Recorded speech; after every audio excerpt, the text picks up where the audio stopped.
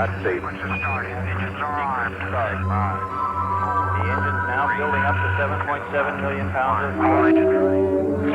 Roger, the clock is operating. We're underway.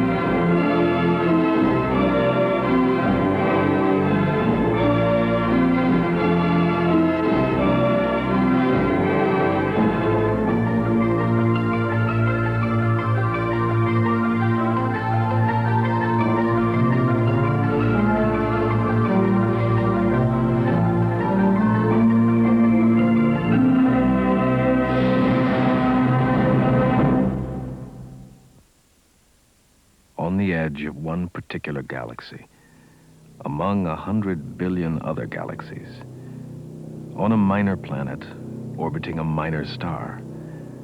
The month is October, the year 1944.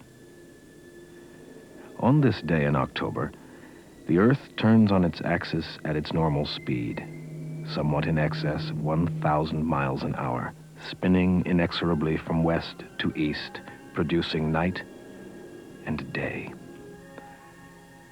If we could watch from space, godlike, and look into the lives of 5 separate human beings at this particular moment, the turning of the Earth would expose each of them to us successively in his own time zone. At the moment, they are strangers to each other, these 5, but over the coming years, the turning of the Earth will ultimately draw them together in a clashing orbit for a venture beyond their wildest dreams. The day is the 1,818th day of a conflict the inhabitants of this minor planet have chosen to call World War II.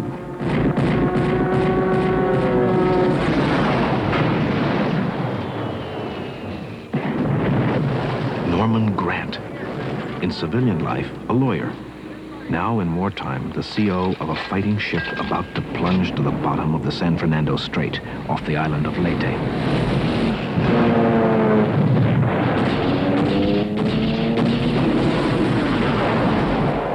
Engine, head full. Hard left rudder.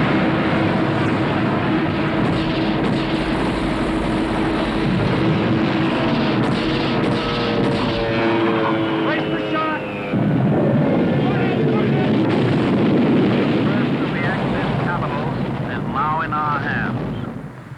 We shall have to push through a longer period of greater effort and fiercer fighting before we get into Germany. Stanley Mott, professor at Georgia Tech in the fledgling science of aeronautics. He's the youngest member of a top-secret team recruited and summoned to the White House by President Franklin D. Roosevelt. By the armies of the United Nations. Therefore, the victory still lies some distance ahead. Fred, That distance will the be president will covered join in us as due soon as he time. finishes his broadcast. Have no fear of that. But it will be tough, and it will be close. Good evening, Professor Mott, Fred The, Bowling, Germans, Intelligence. after Good years to meet you, of sir. domination, Captain Ferguson. Captain? left The president will be through in a the moment. eternal city on the verge. John Pope, star running back of a Midwestern high school football team in the hometown of the same Commander Grant who has just lost his ship in the Philippines.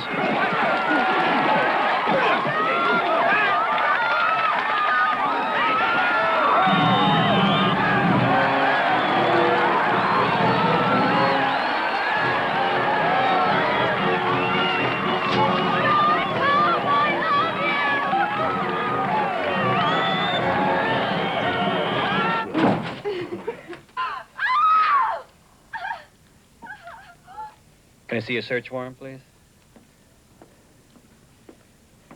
Oh, you're not going to resort to violence. Oh, that hurt!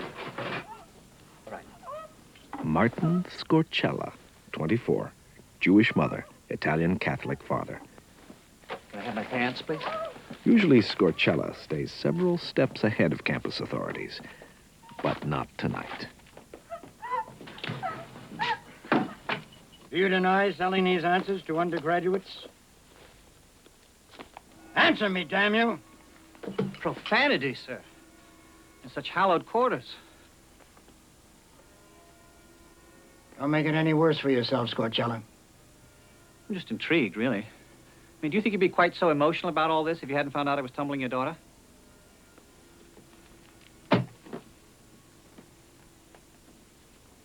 You are a debased, insufferable animal, Scorcella.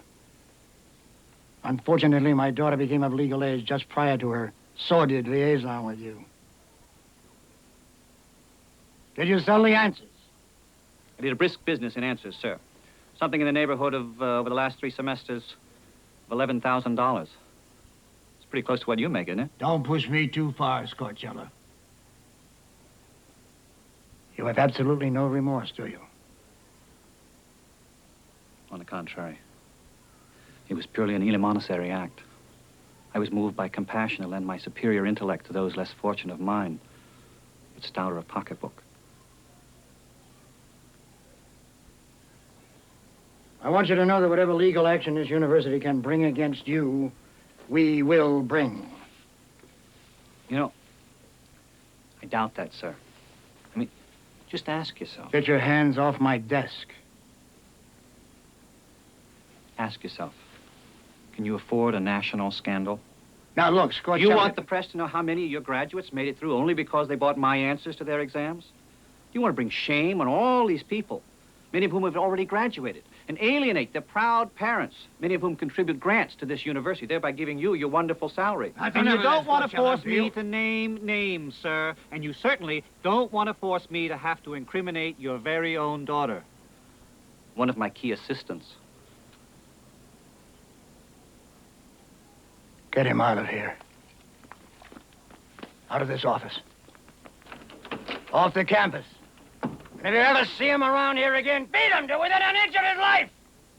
Dieter Kolff, an untutored genius, one of the anomalous breed recruited from all over Germany to work at Hitler's rocket installation at Peenemünde on the Baltic Sea. Hey, Dieter Kolff! You must stop seeing that girlfriend of yours! The fatherland needs every drop of your energy! Look who's talking! How many marriage proposals And other proposals. Have you made this weekend? But I have special permission from the Führer. Hey!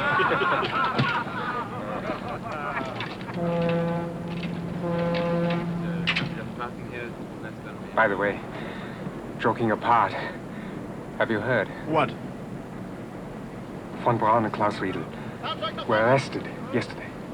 Von Braun? For sabotaging the A4. Sabotaging his own project? Nonsense. Of course. But the order came from Himmler. How? On what grounds? Oh, the usual. Innuendo, hearsay, rumor about our being involved in too many projects. And, of course, in too many failures. Listen to us. Brenner, we all talk.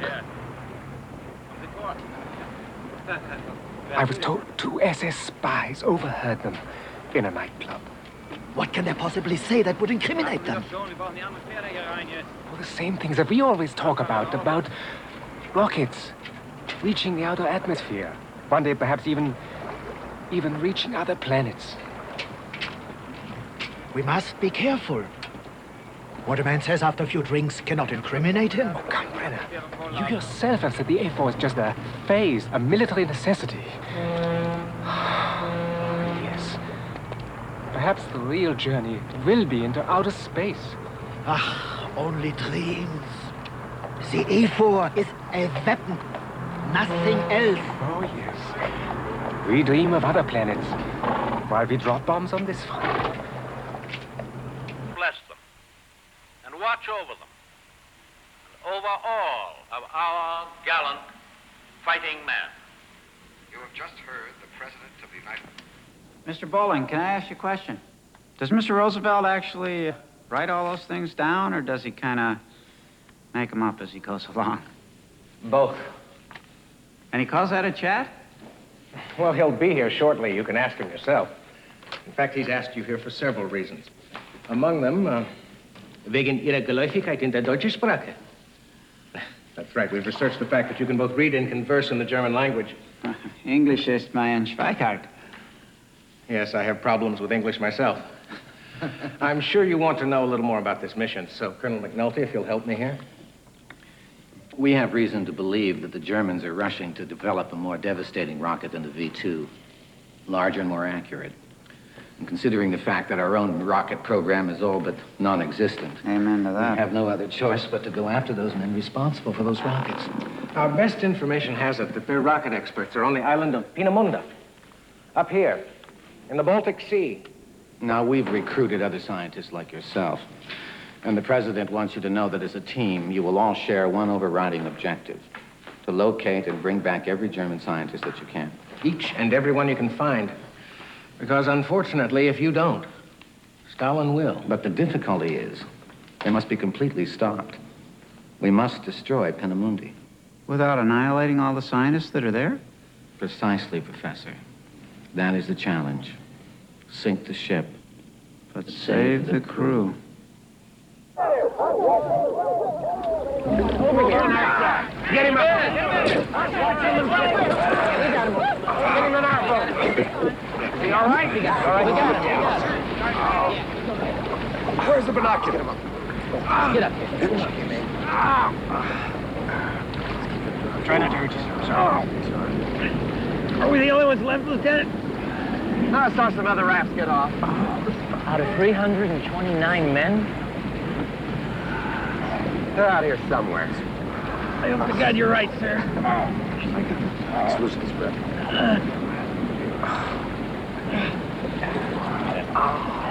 Give me something to make you feel a little bit better. Hey, save that for the guys who did. I'm okay.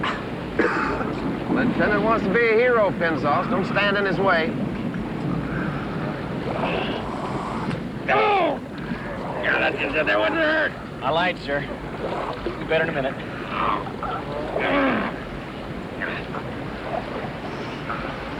We're the damn plane.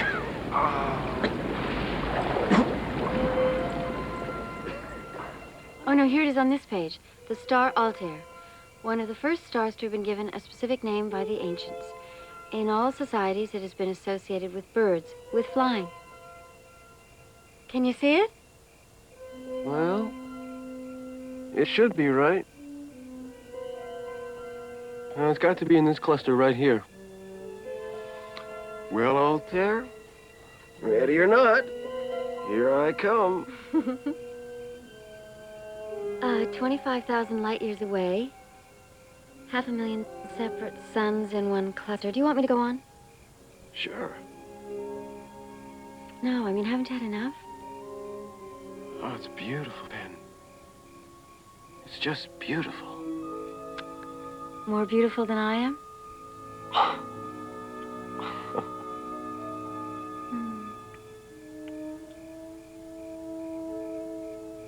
You haven't answered my question.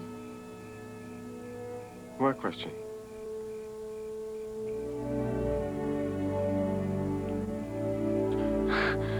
I don't know, I forget.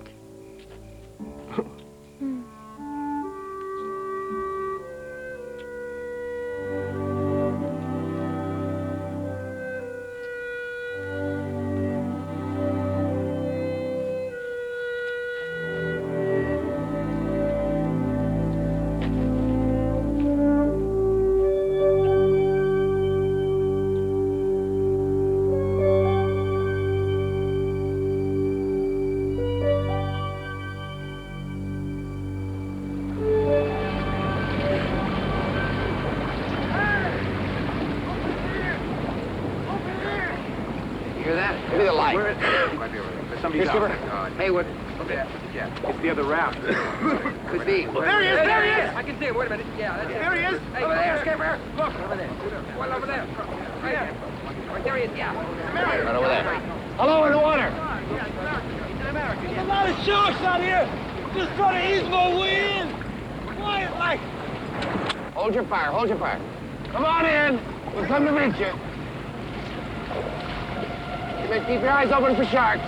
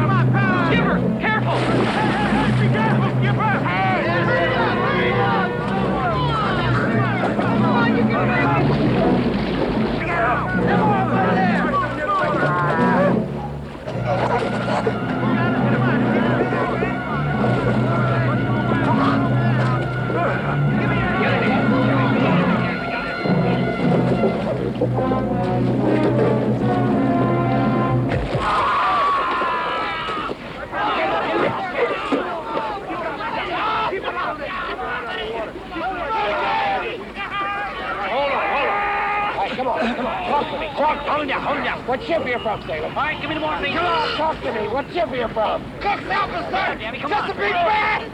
Give me that one. Just a big bat! Give me the cell phone. Come on, talk to me. Talk to me. What's your name? Almost ready. Okay. What's your name, sailor? Go away. Go away, buster! That's a pretty fancy name, sailor. I've got him tied off. There, you hold him, will you? All right. Give me another thread. All right. Grab hold. Come on, Grab hurry. hold. I got it. Okay, Skipper. You okay, Skipper? I'm fine. Where the hell are those rescue ships? If we ever get back, I'm gonna make sure they know what happened out here. We'll get back, Kennedy. Yes, sir. When we do, I'm not going to forget any of this. I'm not going to forget how important one life is, every life.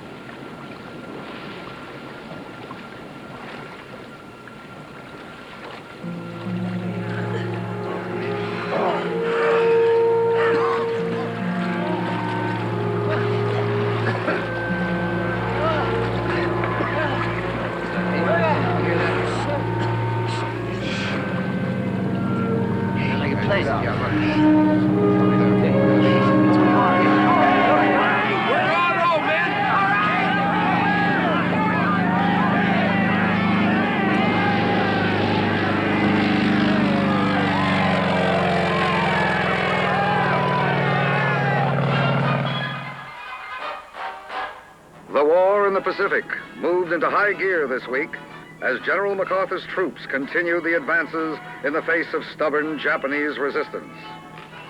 I'm afraid, John. Of what? That you might not understand last night. Understand? Hmm? Penny, I'll never forget it. Understand, not remember. I mean, what happens if Senator Armitage comes through with your appointment to Annapolis? Ah, long shot, even if he said so. No, I don't think so. I think you'll be going. Well, even if I do get in, well, you can come too. Oh, to all the dances, to everything. Sure. You'll be 2,000 miles away and I'll be stuck here. Probably end up going to night classes at some local college. Maybe I won't go to Annapolis even if I do get in. Or maybe I won't go to school at all. Maybe I'll enlist.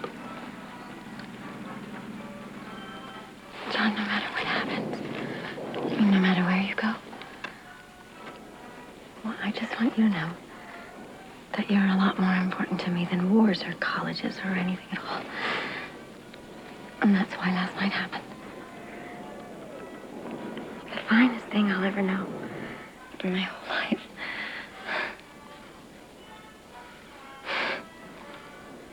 And I am the best girl for you, always. For always. Don't you think I know that?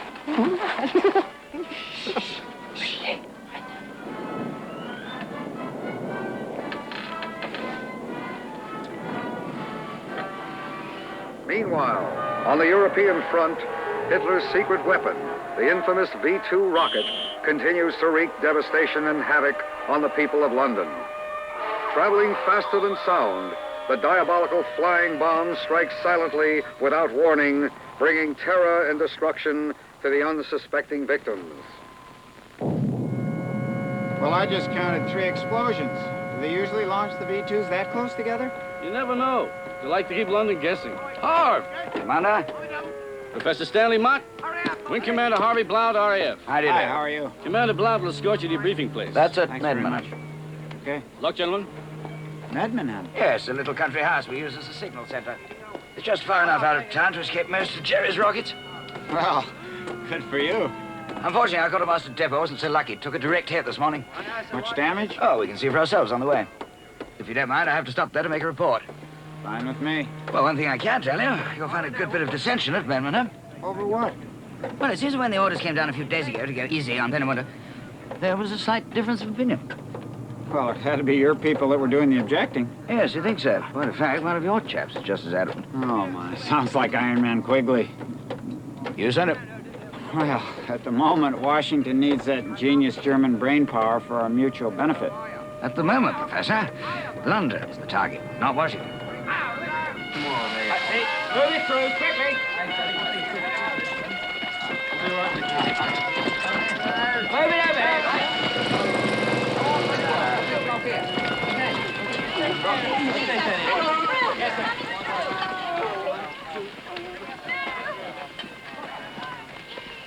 One rocket did all this? Yes, I'm afraid so. They drop without warning. Bang. They fly faster than sound, you know. Give me that report, Yes, would you? sir. No. Yes, sir. No. This one's gone, sir. Yes, sir. Right. Oh, Jimmy, over here in the head. What's your feet? How many of these have actually hit London? Approximately 75 since they began last September. We can all be grateful they haven't got that many to send each day. Well, there must be something wrong with the German supply system. It's not their supply system, it's our bombing of Peenemünde. We tried to smash their hatching ground. When you got that? We seem to have found part of the guidance system, sir. Let's have a look. Here, let me see that. Boy, oh boy. Look at the workmanship on this. Teutonic gift for thoroughness, eh? Do you have velocity and altitude data on the V2? They achieve a suborbital arc that cuts right through our atmosphere. Quite staggering. So's all this. Yes.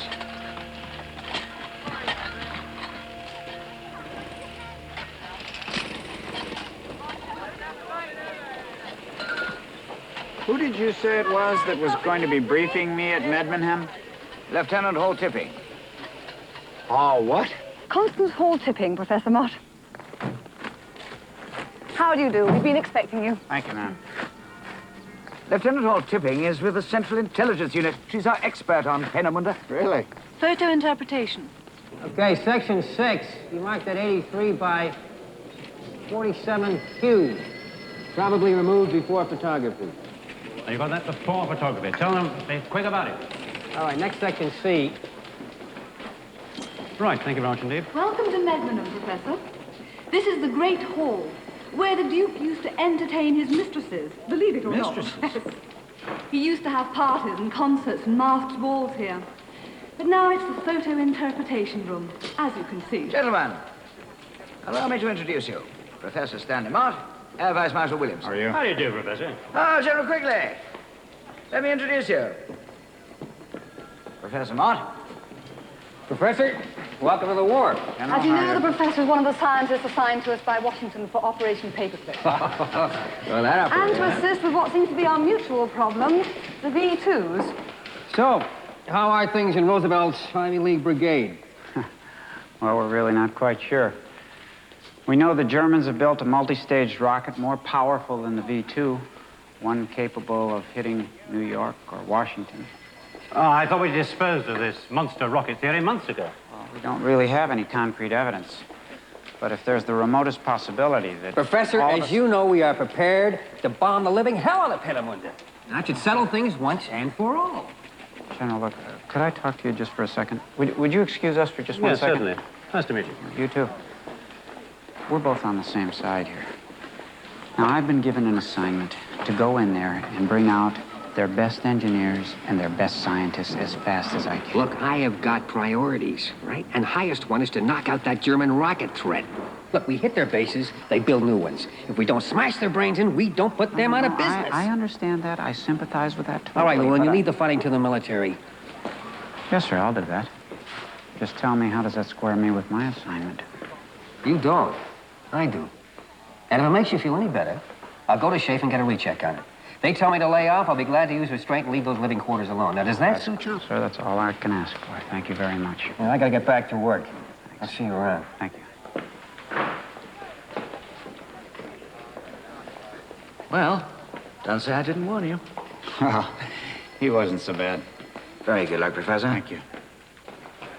Now, I've arranged for you to see all available photography and miniatures. That is the area you'll be responsible for. The Peenemünde hook. That's all Peenemünde. The main attraction. And the most photographed area in the Third Reich. Boy, oh boy. It's a wonder there's anything left after all the bombs we've dropped on it. Well, they're still producing rockets, so people must still be there. However, with our proposed raids in mind... With our proposed raids in mind, I had better get in there, get my rocket scientists, and get out as fast as I can. Exactly. The development center is 12 kilometers north of Wolgast, across the Peene River. That's our baby. What did I say that was funny? Oh, no. It's just that I'm continually fascinated by what you Americans can bring to the English language. Really? Mm-hmm. Well, I'd say you have a hell of a nerve for somebody with the last name of Hall Tipping. Now, this is the first of 5 men you've been assigned to bring out of Germany. General Eugene Breutzel, engineer and research at Peenemünde. Hans Brenner, world expert on inertial guidance. Dr. Klaus Schmidt. And finally, Dieter Kolf. You've managed to get quite a few on him. Get to know these faces, even in your sleep. You've got to find them before the Russians or the Gestapo. Gestapo? The smart money in the SS know that the war's over. Do you think they want their brightest chaps to come over to our side, or the Russians? They'd rather kill every scientist and engineer that they've got.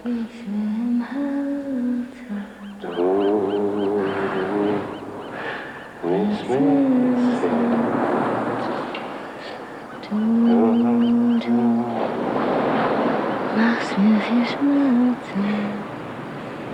you think it's all over for us? One hears such unbelievable stories. I don't believe them. Oh, no, it's not as simple as that. When friends, they vanish, well, it's difficult not to notice. And when they change, no, too. You're seeing they it do. Too dark. No, there's Karl Brenner, for example. He's a different man these days. He's haunted. Maybe it's just because he's a very nervous man. Maybe it's because he has a Jewish wife. Oh. What is that to you? Oh, I don't know. I tell you, it begins to frighten me. Oh. You know what frightens me? The Russians and the British. And the Americans. Frightens me.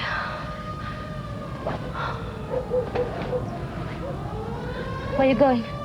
I must get back to Peenemünde before they stop the ferry. Why do you want to go to Peenemünde? That's where they will drop the bombs. You're not safer here. Duty. Duty? What do you mean? And I must make sure that all our papers, our research, our work is safe, too. Your papers are safe? Papers can't be that important. Oh.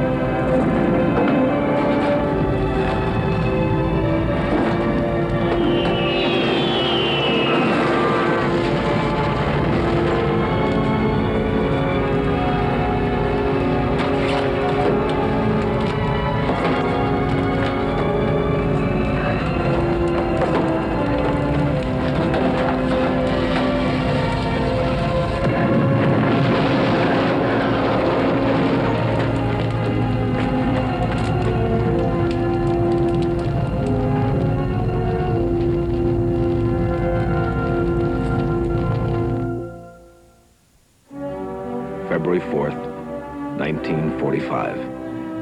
A dying Roosevelt met with Churchill and Stalin at an estate near Yalta on the Black Sea. The three leaders formulated plans for the occupation of Germany.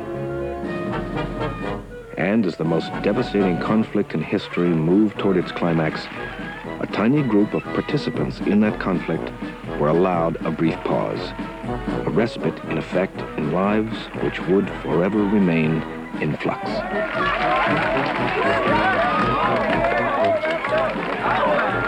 about to happen here is I'm going to lead you over to this area over here, where you can be photographed with the brass, and then your spokesman, who is, let me see, Commander Grant. Commander Grant, as I was saying, as group spokesman, you'll be expected to put a good word in for war bonds for the benefit of the press. Yeah, I don't see my wife and daughter. Well, I'm certain they're out there, sir, because the cameramen are just dying to get shots of you and all you other gentlemen being reunited with your loved ones. Now, after that, we have time for a little pick-me-up, and then I'll be handing out mimeo copies of your itinerary.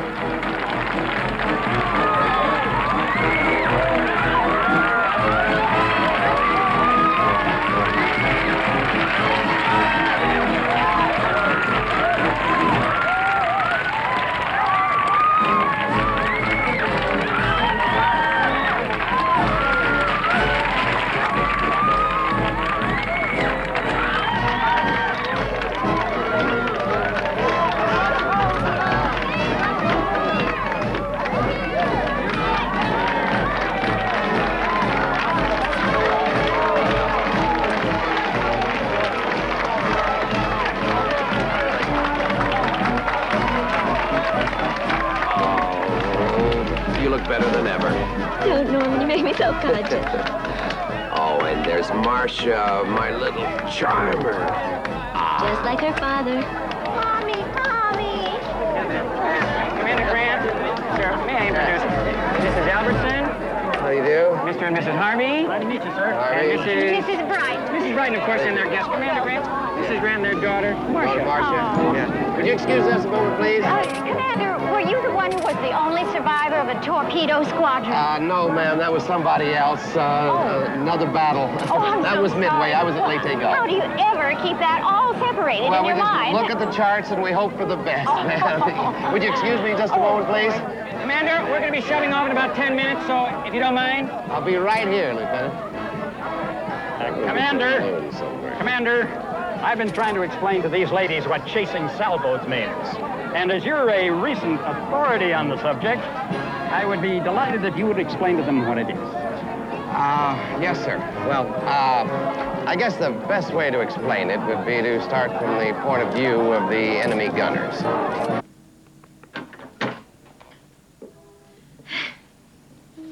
How is she? I barely got her to sleep. It's really strange at the dock today. You think she'll ever get used to me? She missed you. I don't know how. She doesn't even know me. I sure missed her. I missed you, too.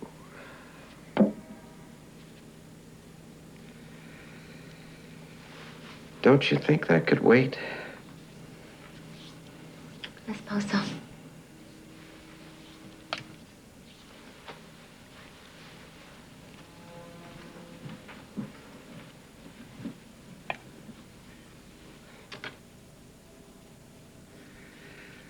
Hell, what's the problem?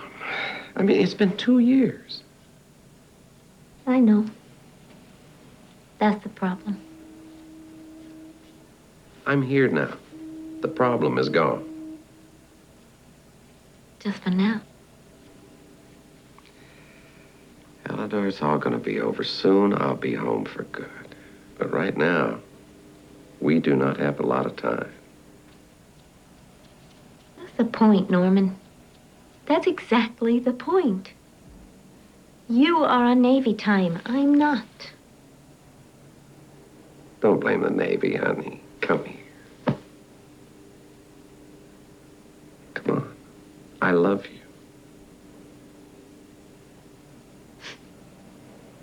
I love you too.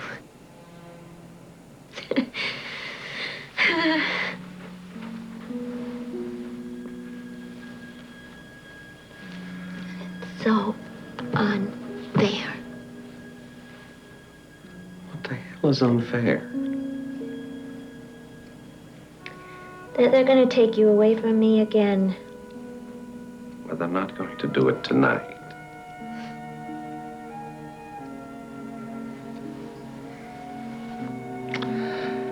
Why do you do this to yourself, Alvin? Why can't you just accept what I feel for you?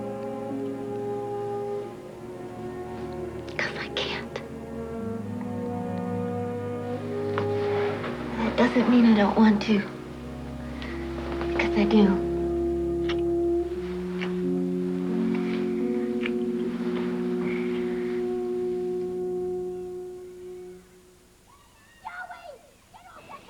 He's got it coming to him.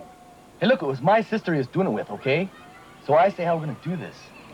Yeah. I don't want you breaking any bones either, like his neck or even one of his legs. Just gonna belt him a few times, that's all. Let him know he can't go around dumping on people.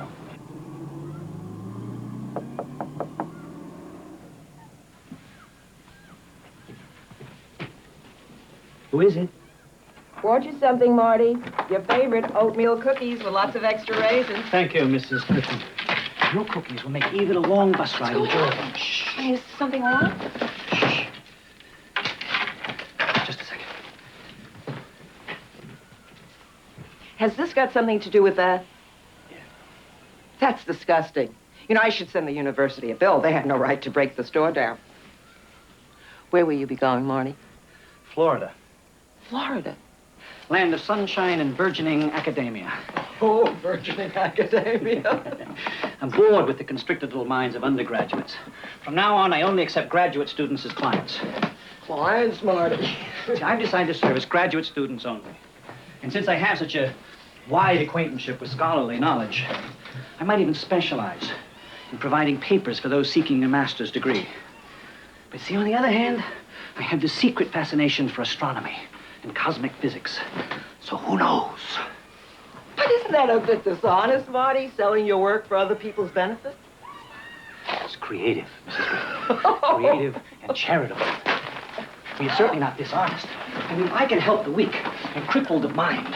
I have an obligation to do so. I mean, isn't that the very essence of Christianity?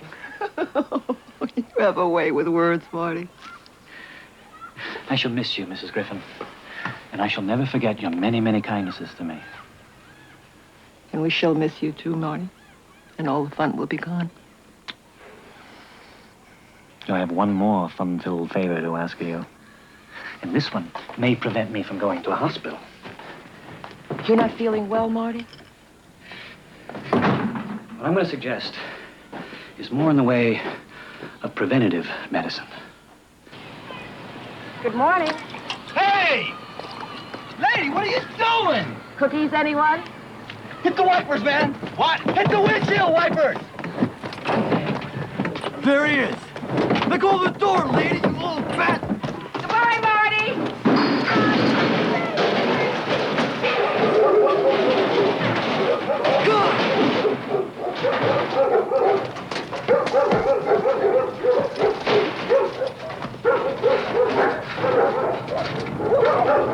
Later, you pervert! My regards to your sister.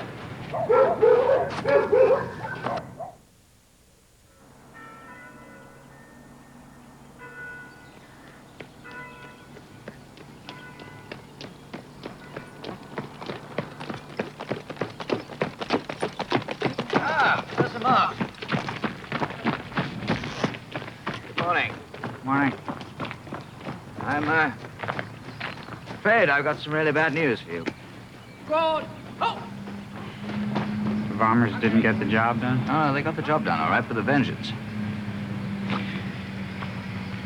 Peenemünde has been reduced to a sandpit, if the first radio reports back can be believed.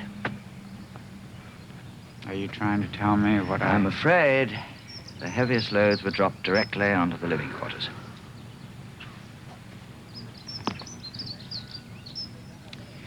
You know, I'd like to know just one time how that could be possible. You stood in the room while I had a conversation with General Quigley. The man gave me his word. I do realize that, but unfortunately, there was a last-minute wind shift at ground level, apparently. Now, the marker flares were dropped exactly where they should have been, but the wind just blew them directly above the living quarters, and they just hung right there. And that's where we unloaded. I'm sorry. The fortunes of war.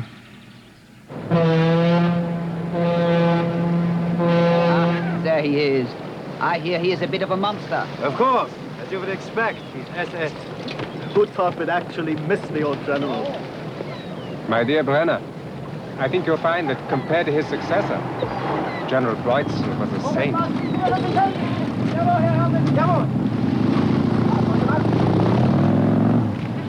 Hitler! So, vor den Feuerstellungen absichern. Bei meiner...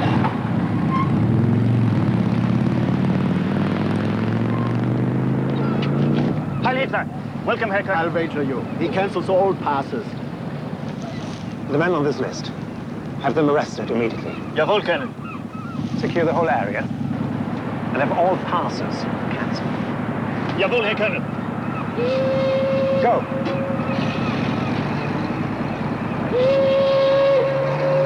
Excuse me, sir. The quartermaster says that all building materials have been completely destroyed. They'll be delayed at least a few days. That is totally unacceptable! How can I function without a roof over my office? Tell them to have it done immediately. Jawohl, Herr Kommandant. Now, will you explain to me where the new structural beams will be placed for our safety? Here, Commandant. How do the others live with these maniacs? My girlfriend threatens to stop sleeping with me if I go to work for the SS. Really? She imposed no such restrictions on me. What do you think this meeting is all about? Nothing to laugh about, I'm sure. By the way, where's Brenner? Yes, and Dr. Stolinger, and von Thüringen. You don't suppose they too have been arrested? Anything is possible. Ah, gentlemen. Come. This way, please. Take care of this right away. Jawohl, Herr Kommandant. Too bad about General Breutzel. Which of you would like to volunteer to tell his children their father was killed by the Britishers this week? They too are dead, Colonel. Last year in a raid on Berlin. You gentlemen are among the survivors. How do you explain your good fortune? That's precisely what it was, Colonel. Good fortune. And you, Kolf? I was with my girlfriend on the mainland, Colonel. I have General Breutzel's permission to spend one afternoon and 2 evenings a week with her. Had, Kolf. Had. You're good for giving lenient generals lying dead on the ground waiting to be buried. He will be doing you gentlemen no more favors. And how convenient that your other sponsor, Baron von Braun, was away at the time. Berlin, wasn't it? In a way, sir. He's being held on charges. And in addition to those arrested this morning, I'm going to build charges of disloyalty against you and all the others on this space who are guilty. Guilty of what, sir? We all know that some of you have been using Peenemünde not for military revenge against the British, but for frivolous dreams of future space travel. And we know you've all made plans for escaping to England, where you think you'll be free to work on your rockets without the Führer's supervision. All of you are traitors to the fatherland. You have the combination to the lock on General Breutzel's safe? No, sir. Do you deny you knew what he was working on? No, sir. You were working on the same project he was directing? Yes, sir. What project was that? I'm not permitted to tell you. On pain of death. Charred bits of paper were found in your room after the bombing attack. What are these? Those are just diagrams. Of what? Of one of General Breutzel's projects.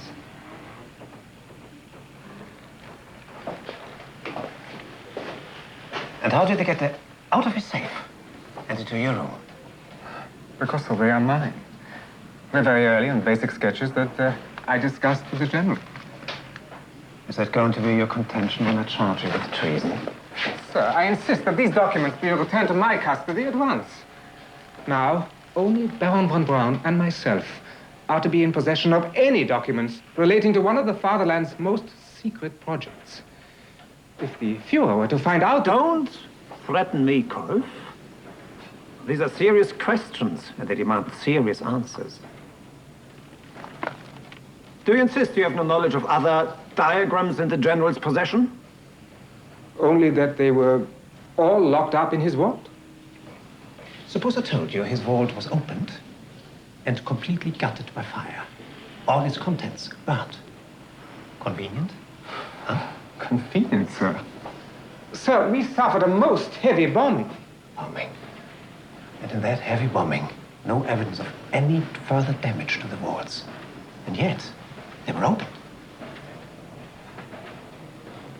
You're all scientists. Can anyone tell me how that's possible?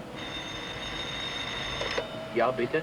Sir, General Breutzel obviously opened the safe. General Breutzel had no plans, no diagrams, no worksheets on his person. So the question remains, where are the rest? The classified documents? Sir, as you told us. They were all burned. Or were they? Excuse me, Herr Colonel. An urgent call from General Steinhardt. You are to fly at once to meet with Defense Minister Himmler. And you have to bring with you Chief Engineer Kolf. Himmler? Sends for me? Sir. And Kolf? Dieter Kolf? That is correct. Have I time to shave it, sir?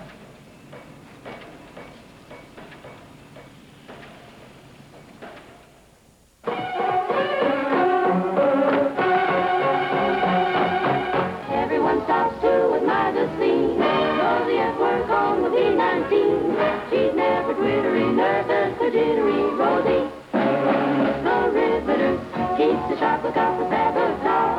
Sitting up there on the fuselage.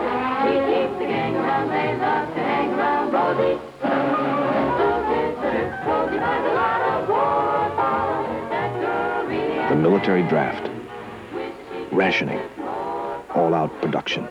They changed the home front as the United States was transformed into Roosevelt's arsenal of democracy. Another change, the introduction of millions of women to the workforce.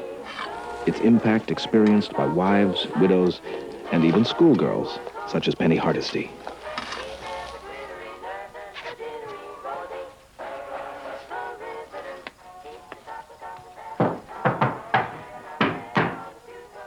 Yes? You still up in there, sister? Yes, I am. Is anything wrong? No, ain't nothing wrong with me, gal. I just walking by out there, and I just heard something in here and popped in here. Here I am.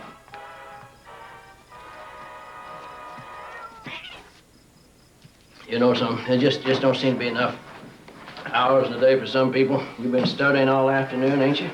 And you run right down there and you work that supper shift, Lord have mercy. You're gonna do what now? God knows what. I made plans. Yeah, that's what I was saying, sister. I mean, some people just don't know when to take it easy. They don't know when to lay down. I won't be late. It's already past 11. Oh, well, it won't be too late. You know what? This would kill your mama. I mean, if she knew you were sneaking out like Yeah, this. well, my mama's past caring, as you well know. Oh, come on now. You ain't blaming her boozing on me, are you?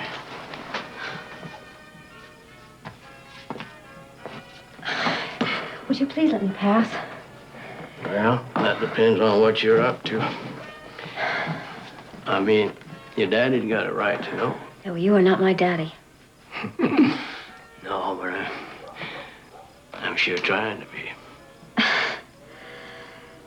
I appreciate that. Look, someone's waiting for me. What, do you mean old John Pope? You never want to trust a backfield man woman because they got more move than you can shake a stick at.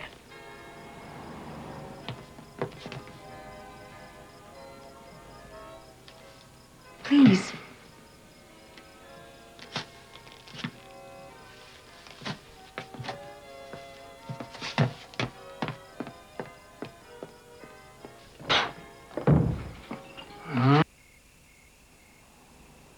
You sure you're okay? Of course I'm sure. I don't believe you. No, I'm all right. Really.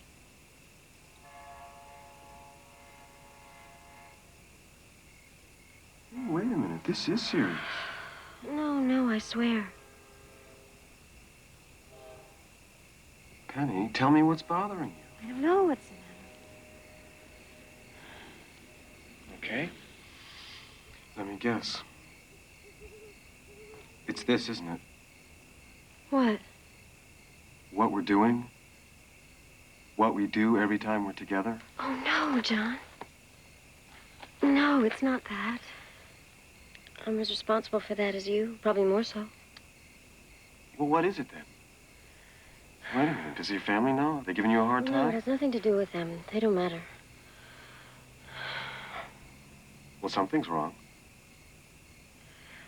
Yeah, all right. Something's wrong.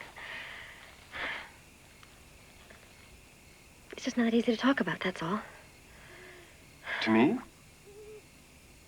You can't tell me? Hey, remember me? Huh? Yes, all right, I can tell you. I'll tell you. It's just that I've been wondering where this is all going. What's going to happen to us? I mean, you're here today. Tomorrow, you'll probably be in Annapolis. Oh, man, I told you I'll never get in.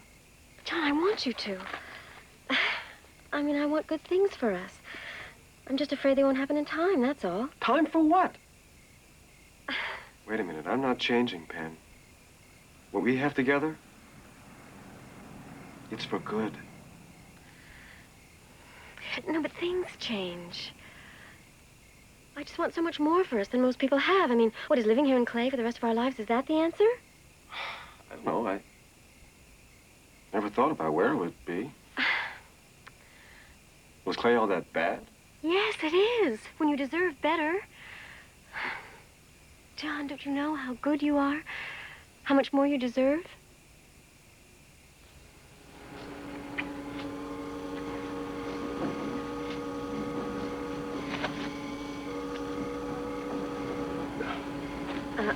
Professor Anderson. I thought I heard voices. I merely wished to make sure they weren't extraterrestrial. Oh, it's John Pope, Professor. We were just out here with... I know, Pope. You were studying the heavens. Ooh. Why in God's name you choose to do it under semi-Arctic conditions baffles me. Particularly when both the better temperature and the equipment, the telescope that is, are under the Great Dome. Why don't you join me? Penny Hardesty, Professor Anderson. Hello. My pleasure. But as I was saying, the ideal vantage point is within. Come in, come in. Although it wouldn't do to overstay your visit, Pope, I'm quite sure you have some homework to do. Yes, sir. Oh, as a matter of fact, I'm writing a paper on Kepler's laws for my astronomy class. Kepler? How interesting. I wonder what your teacher told you about him. Well, I'm not sure which of Kepler's contributions is the most interesting, his science or his mysticism. You know, his early thinking set astronomy back many years. Well, not as much as Tycho Brahe. Tycho Brahe? He thought this planet was the center of the universe. We still think we're the only ones out here, don't we? Can I look through this someday? Well, usually, we require a student to be enrolled in my course. But let's see. What time zone are we in? Greenwich minus 6. Our latitude? 41 degrees north. Now, in setting up a telescope like this, which measurement is most significant? Well, latitude. Why? Well, in building an equatorial mount, you have to use the... You know what an equatorial mount is? Oh, yes, sir. It allows you to focus your telescope on... In that case, we shall make an exception. Which would you like to see? Well, I'd like to get your advice on that. Oh, not only knowledgeable, but diplomatic. What have you already seen with your binoculars? M13. You know the Michener numbers? Well, some of them. I try to memorize as many as I can in my spare time.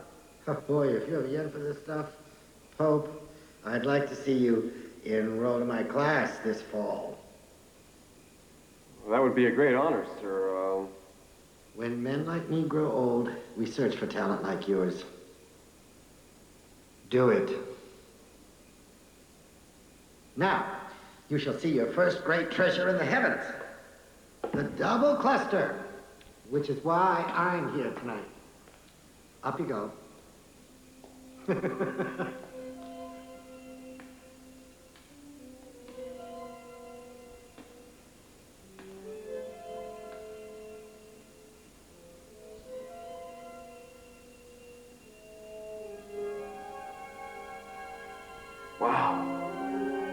That's amazing. There is nothing like the first sight of a double cluster through a real telescope. Wouldn't it be amazing to be up there? That is not so crazy, Pope. Been reading about the Nazis with their V-2 rockets. And with their launching capabilities, someday maybe. Not in my lifetime, but perhaps Pope in yours.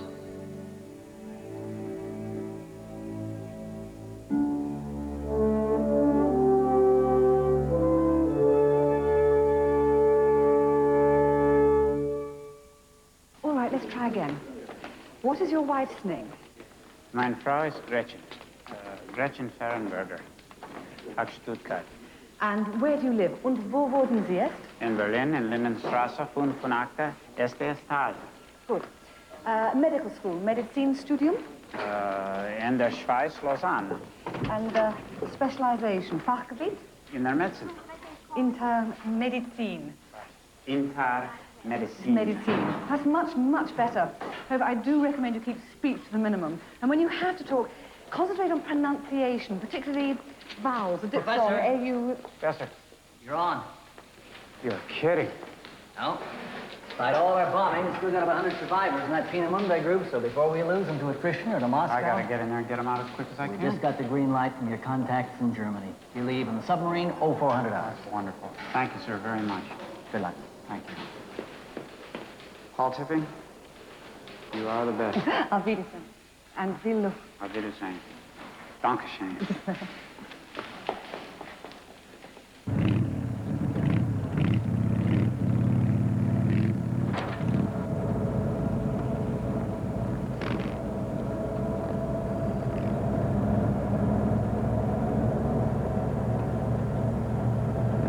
Geschoss bitte. Jawohl. Ein Liter, Herr Major. 4, 2, 3, 4. Auf die linke Seite. Jawohl. Gut und Vorsicht. Hier. Ja. Anpassen. Ja. Vorsicht, das ist sehr wertvoll. Jawohl.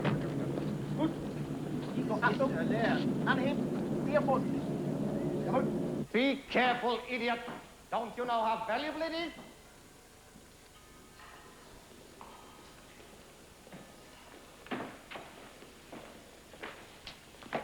Heil Hitler, Reichsführer.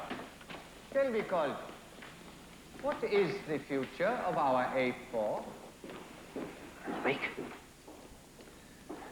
Ex-Minister, you must know that with the ones we are now firing on London from Wassenaar... I also know that the Englander have been bombing Wassenaar every night this week. Even so, our launches have been mostly successful. I can't hear you. Come closer. I was saying that we are now delivering 29 excellent firings out of every 30 rockets launched. And I believe the problem which harmed us for so long... Can you please tell me how many last-minute changes you have made in your rocket plans? Since when, Reichsführer? Well, since you started, 3 years ago. Make a guess. How many changes have you personally sent along to the factories, thereby delaying mass production? Sir, rockets create an insatiable demand for new fuels, new metals, new guidance controls, and then, of course, there are always unforeseen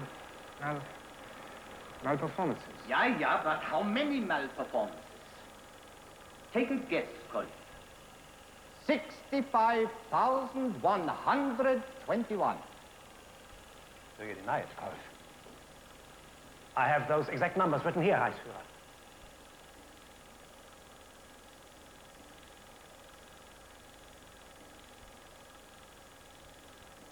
With a monster rocket like these, to ensure that it will perform a chain of intricate maneuvers is strictly a process of trial and error, sir. I admit we have floundered and often come up with a rocket that seemed fine, but in the end, as you can see, failed to perform. 65,000 failures! I do not call that floundering. I call that treason.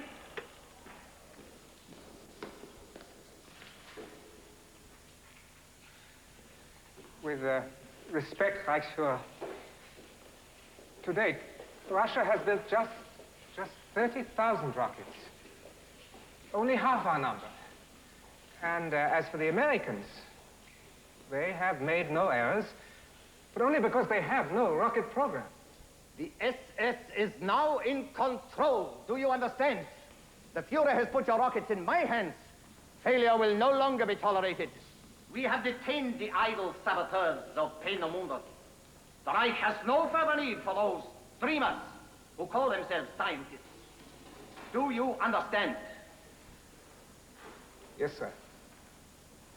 However, we need engineers. And I know you will do your best. Of course.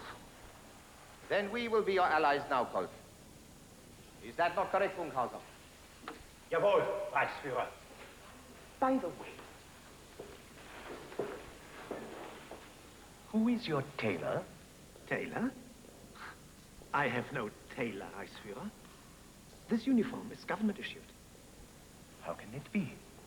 I have been using Speer's personal designer, and see how badly this hangs at the shoulders. What to me, it seems a superb fit, Reichsführer. Be that as it may. Kolb, have you been to the Mittlerwerk plant at Nordhausen? No, sir, never.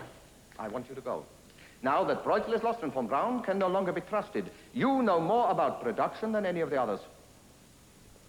General Funkhauser, you will take charge of all A4 rocketry.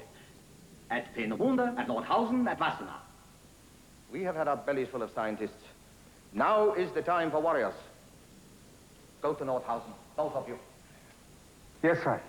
General, are you aware, Funkhauser, that only last year in Berlin, Goering pinned the Iron Cross on this man's tunic for his work on our A4? I am fully aware, Reichsführer. Ja. Ja, ja. Tell the Führer, I will be with him in the bunker by nightfall. The fact is, I urinate on Goering's medals. You must please me now. Go to Nordhausen. Make certain they understand that they must increase production. Immediately, Reichsführer. Government issued, you say? I swear it, Reichsführer. That bastard Speer.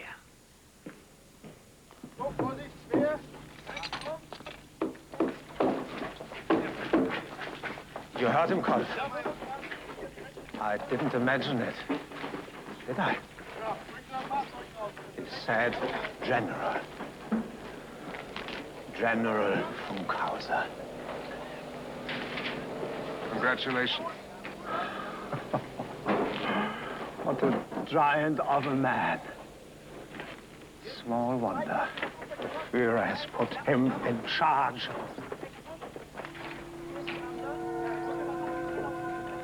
Small wonder.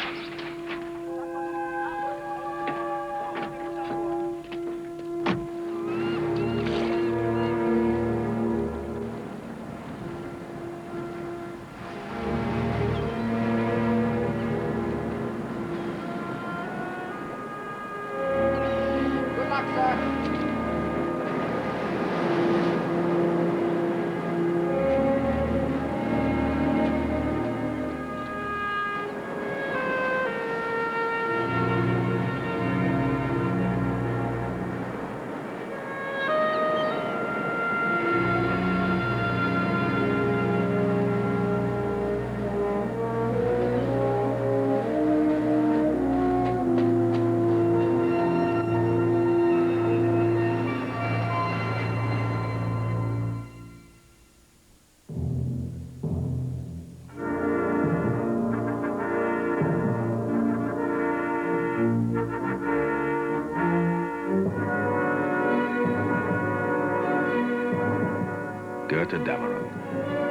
Twilight of the Gods, the last opera of Wagner's Ring cycle, and a most fitting accompaniment to the final days of the Third Reich.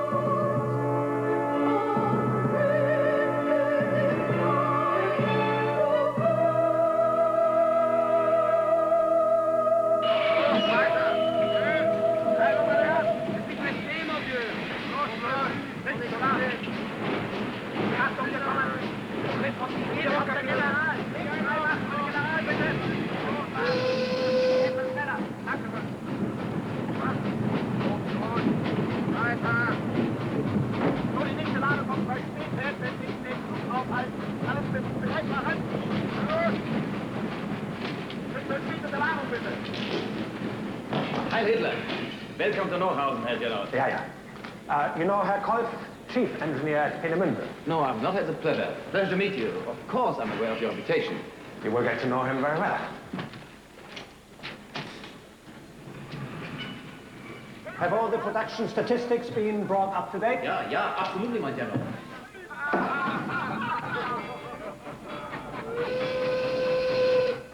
Nobody knows the organizational problems dealing with this rabble.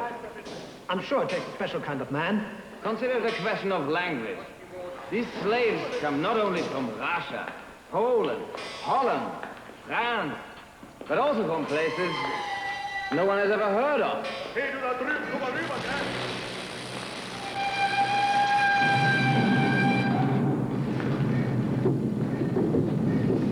Most impressive. Coming from you, Herr Korf, that is high praise.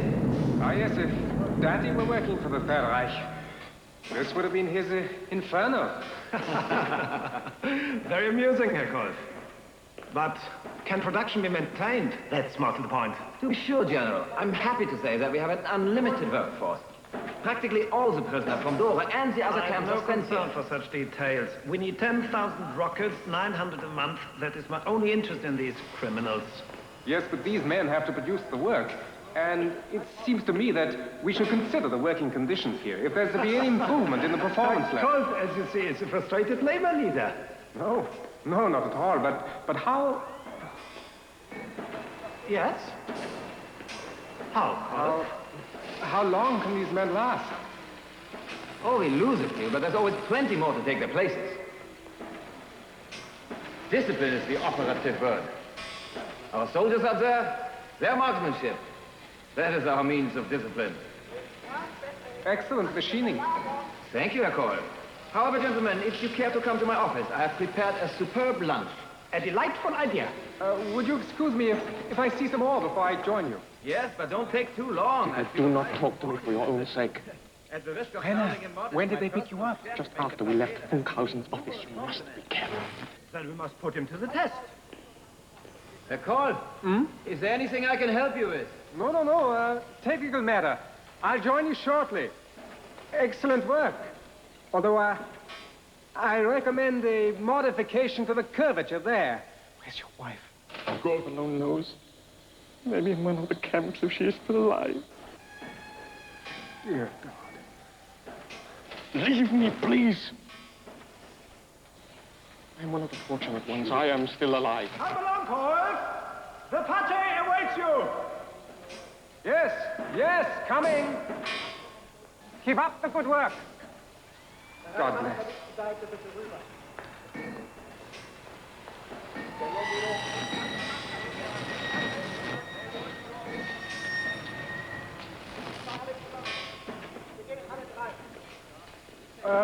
Colonel, there is a prisoner out there. There are quite a few.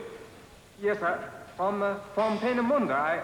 I know his work, and I happen to think that our cause would be better served if he were released. Release a prisoner? Why? Why? Because he is one of the best inertial guidance experts we ever had. He's responsible not only for... As I told you before, Colonel, Herr Kolf suffers the ambivalence of all scientists. They engineer our destruction while they lament the immorality of it. Come, gentlemen, let us eat. Yes, by all means, let's get on with it, Kolf. We must return to Peenemünde by nightfall.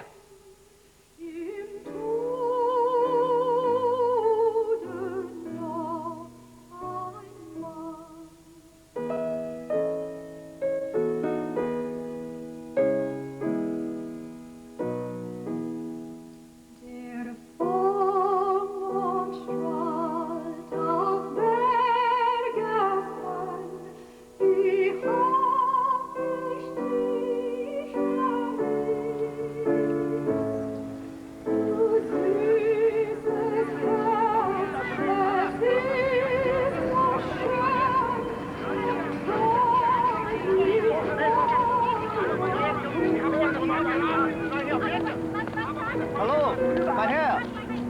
Wohin reisen Sie? Peenemünde. Na halt, was tun Sie in Peenemünde? Ich bin Doktor. Ihre Papiere bitte.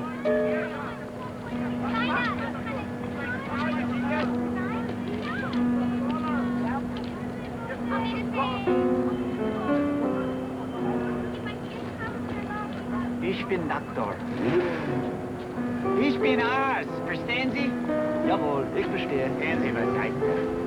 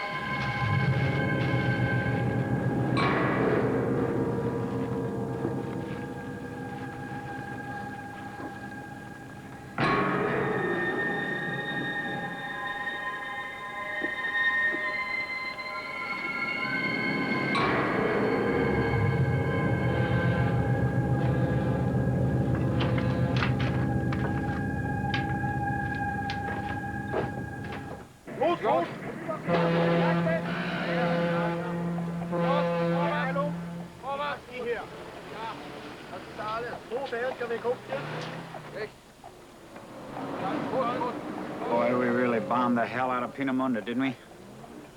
Yeah. Unfortunately, we were 1 day late. The last of the rockets was destroyed before midnight last night. Many scientists left yesterday. And General Breutzel? Dead.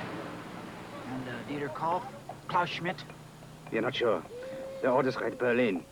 If they're with the others, they are diverting west and trying to reach your advance units. Where would they go? Probably towards Wittenberg and the river Elbe. Wittenberg? Isn't that near Osterberg? Yeah, we have people there. Who's my contact there? The local priest. A Father Wilhelm of St. Matthias Church. Security cards for doctors are now grey, not green. That's great. What if they change the color again tomorrow? Hopefully, one of us will find you. What happens to you now? I'll go back to being a potato farmer. One thing we have in common with the Russians, our love of potatoes. By the way, for your own sake, use German sparingly. Thank you.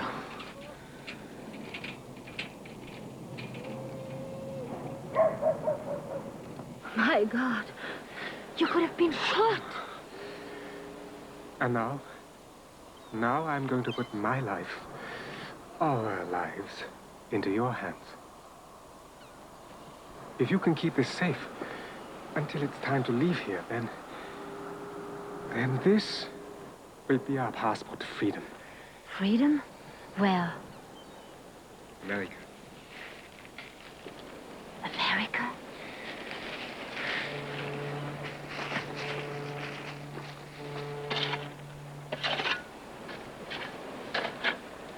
And what about my family? They can join us there. If they wish, when this war is over. They'll never leave this place. Does our sharing the secret mean that you will marry me? Listen, I love you, you know that, but to go before a magistrate now with the SS watching every move I make, so many questions asked, and... You're afraid to marry me. Yes, I am afraid. I'm afraid of the danger my love will bring you. Things are getting worse every hour. I was afraid I wouldn't get past the guard if... You'll marry me right now. Marry you? How? By our own will. Right here. Under the sky.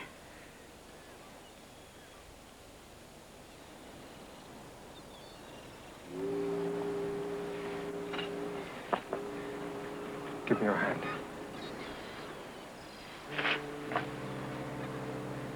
No, this one.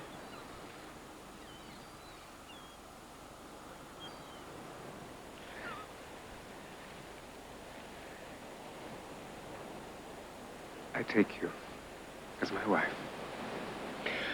Under God's heaven, I pledge I will love, honor, and cherish you till death us do part. And I take you as my husband. Under God's blessing, I promise to love, honor, and obey forever and ever in the life to follow.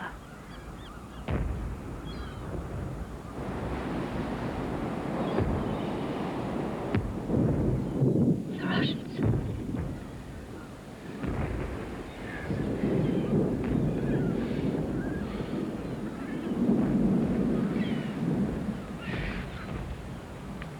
I'm not going back to Peenemünde. What? We're leaving now. Now. No. Peter, no, it's too dangerous. Listen, it's the only chance we have. But it may be the last one. It's too dangerous. Why? It's impossible. We can't. You can't go now and... Trust me. Trust me. Thank you. America, you're such a dreamer. You're a dreamer.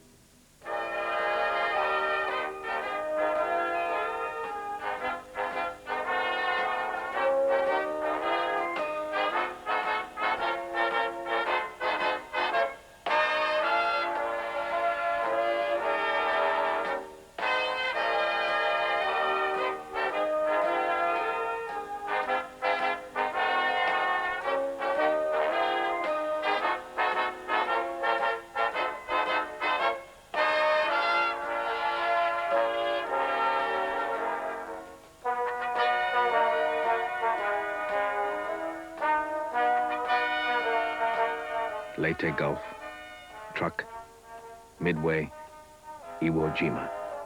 The war in the Pacific dragged on as USO entertainment units performed at home and overseas. And war heroes like Norman Grant, having served their country in battle, were now called upon to help bolster America's morale. At military bases, bond rallies, and veterans hospitals.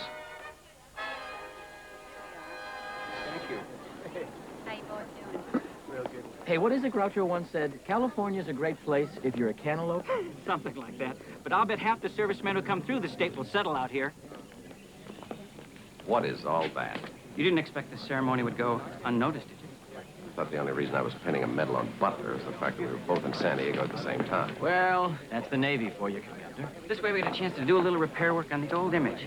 What image is that? The reputation of the U.S. Navy for colorblind compassion. Priceless. Gentlemen, how are you, Admiral? Do you know anything about this? Just that you were going to read the citation. Cameraman over on this side. Lots of teeth, folks. It's a happy Good to see you again, Gawain. Goes both ways, Commander. Gentlemen, Admiral Thomas will now introduce the man who will make the presentation. It is my distinct honor to introduce the officer who, with a total disregard for his own safety, dove into shark-infested waters to save the life of Seaman Butler.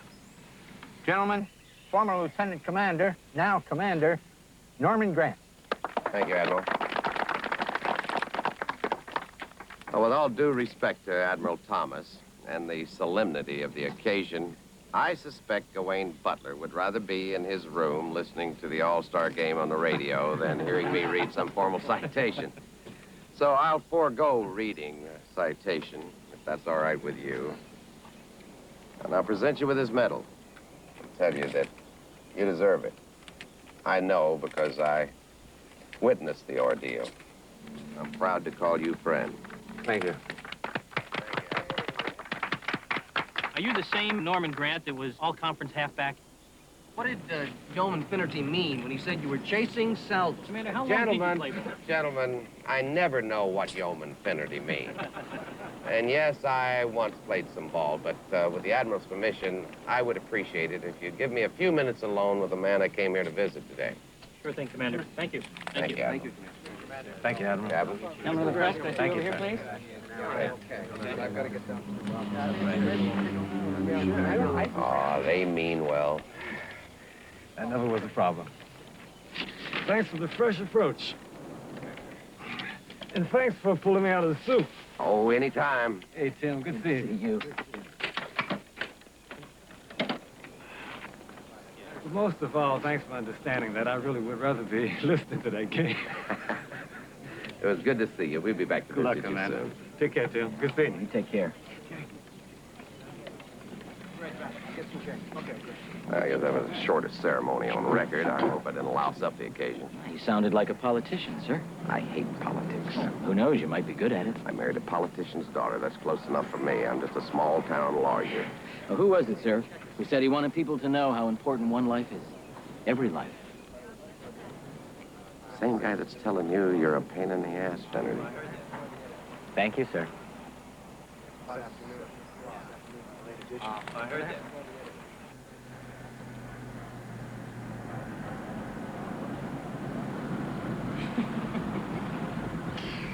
Would you be more comfortable with the top up? I just want to know why you had to drive past the administration building and wave at your husband. I thought the whole point of an affair was to keep it secret.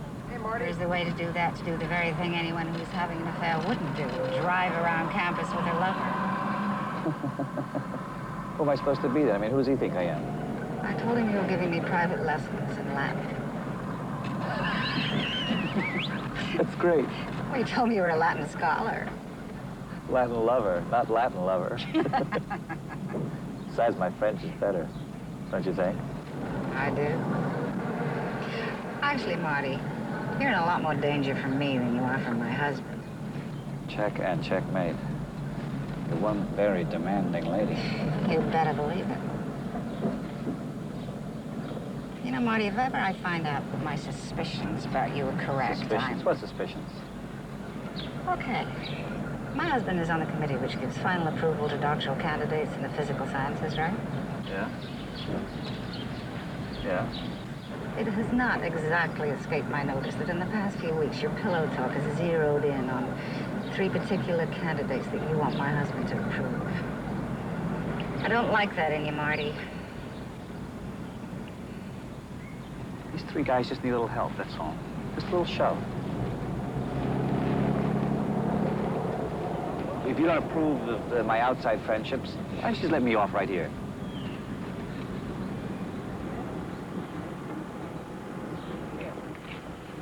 Okay?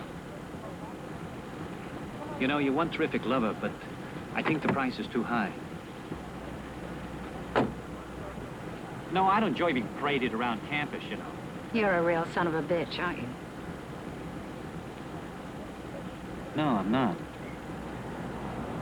I'm trying to help 3 guys graduate. Don't you want to help? I ask myself, what is more important at this particular moment in time? Academic integrity or letting all my own personal demons out of their cage same time tomorrow? Think the demons could wait till tomorrow? Mm-mm. Let's take the demons for a run.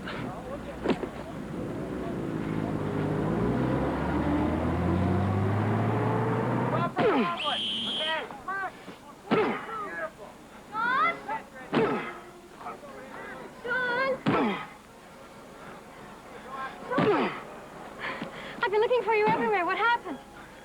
Nothing, that's what happened. What?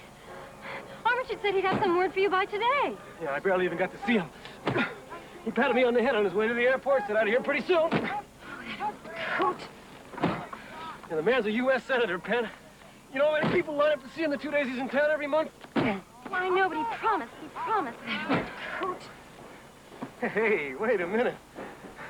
I'm supposed to be the hothead around here. Well, I guess we're a team, aren't we? Yeah, we sure are. No, I'm all sweaty. Yeah, thanks a lot. Do you think he's playing games with you, Armitage? Who knows? Must be 20 million guys in this state fucking for an Annapolis appointment. They don't have your record. Yeah, you're prejudiced. It's almost over. Why bother? I mean, why don't you think about yourself? About us? I never stop thinking about us. I've been thinking a lot about us, too. Hold on. Last week, I thought I had to. Meaning what? I was a few days late.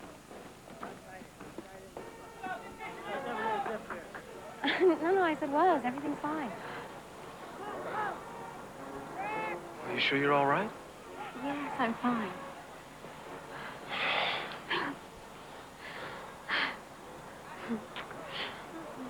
I would have married you, Penn. You know that. I do know that.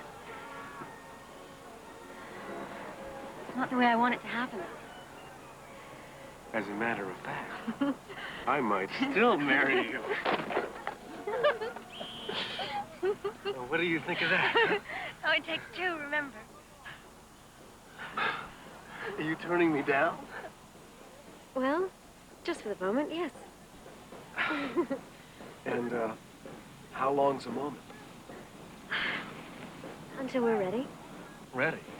Now, when does anybody ever know they're ready? Oh, I don't know. I just know. I know I love you. I do know that.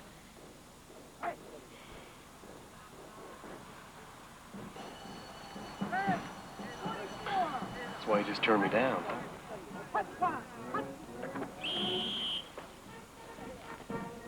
John, I didn't turn you down.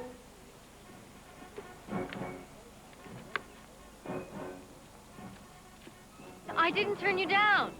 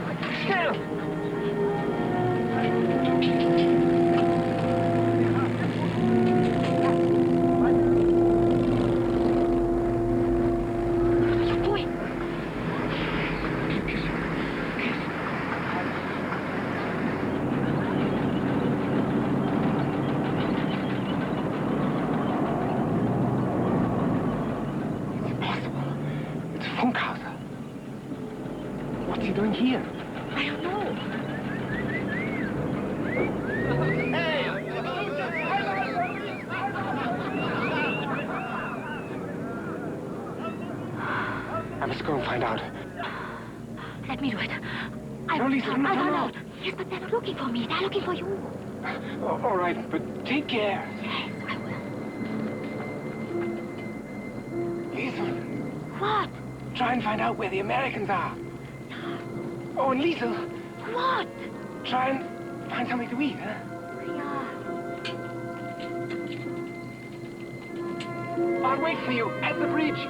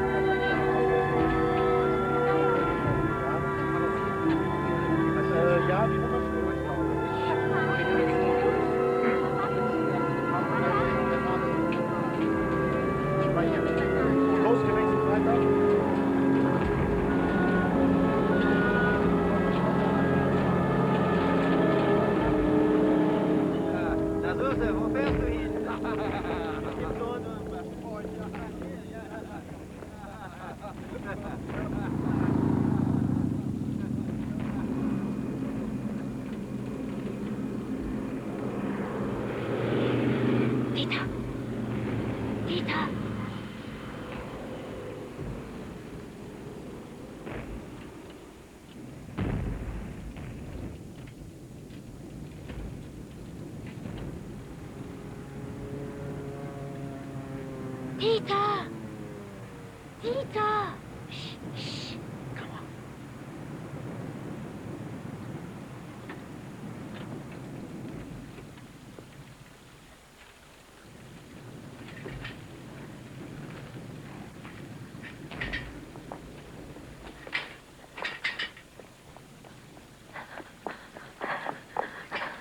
Look what I've got. Bread, oh no. Here.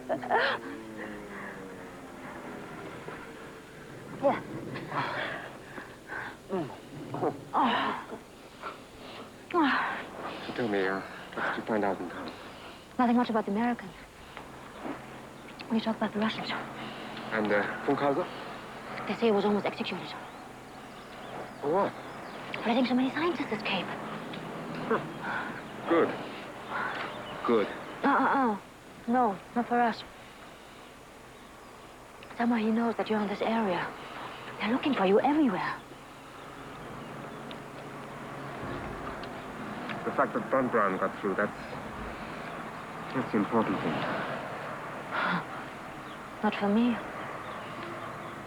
I live in...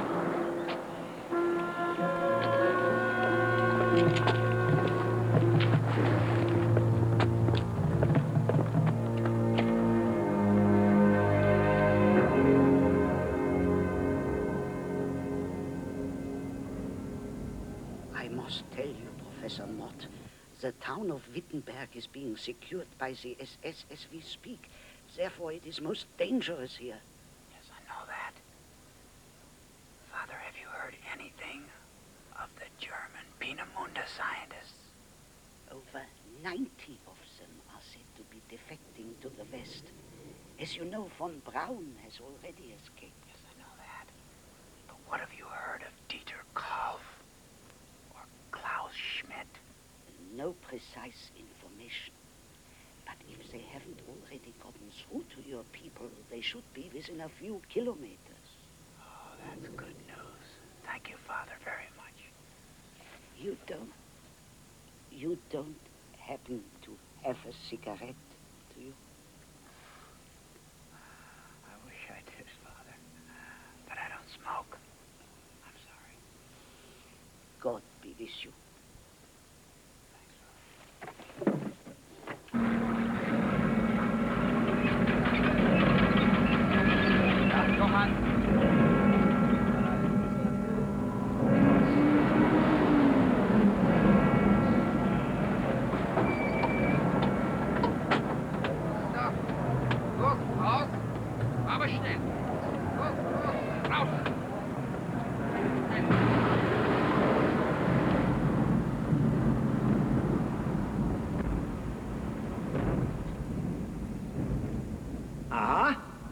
What is our mechanical genius stealing from the Third Reich this time?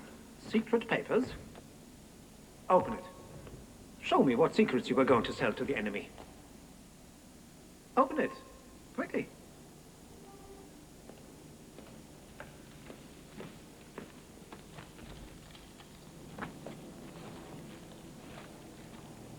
These are plans for a new rocket, the A-10.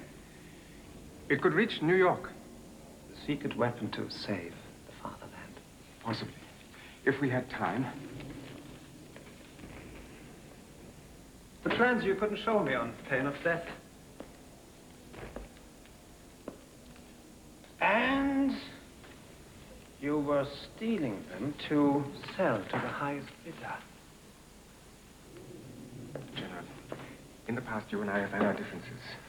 But I have never underestimated your intelligence. Elegant flattery.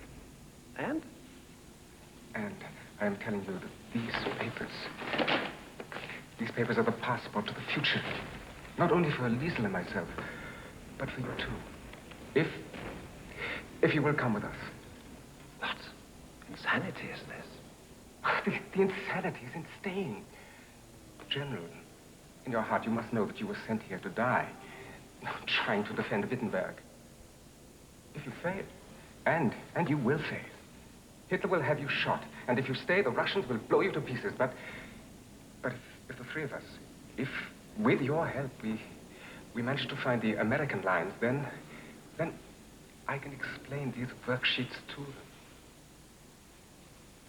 you understand? These papers can buy us our freedom. So come. Come now, before it's too late.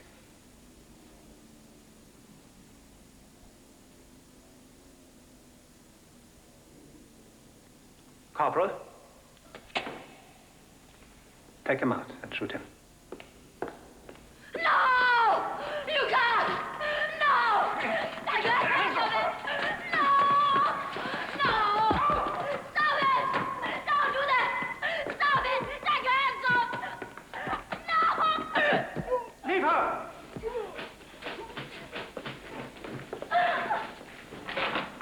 Oh, no! Oh, you can't! You can't do this! He's my husband! What? According to our records, Miss König. Oh, to hell with your records! Dieter! Dieter! Dieter! I love you. Control yourself, Miss König. Due to the protocol of capital punishment, they're waiting for my signal before firing. Then stop them. For God's sake, he's not a traitor. Oh, this man takes or of timing. His proposition might have fallen on a more sympathetic ear an hour later. Why? What will happen an hour later? That remains to be seen, I suppose. You suppose? What are you talking about, General? A man's life is at stake! Life need not be wasted. The fact is, Herr Kolf has provided valuable service to the Third Reich. And this might be taken into consideration. But I beseech you, consider those things. Dieter Kolf is a loyal German. Yes. I swear. Yes. And I know him totally. Yes, I'm sure you do. And I envy him that. Mine.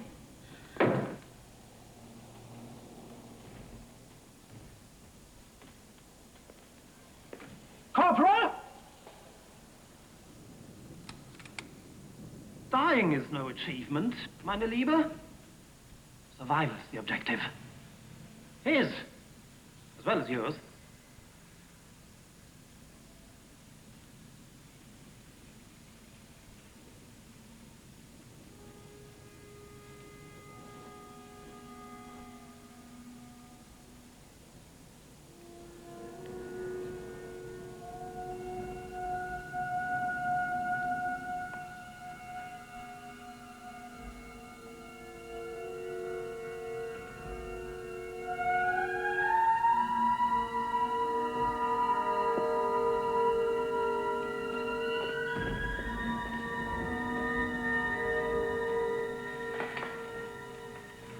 Who knows? You might even enjoy it.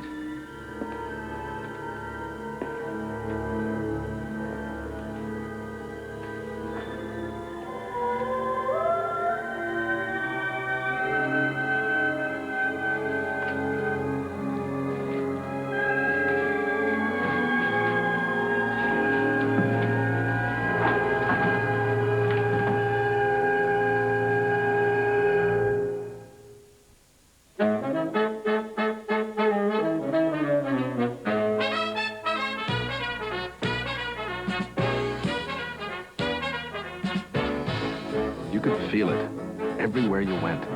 Optimism, joy, hope. The war was nearly over. But only the scientists knew precisely how close the end really was.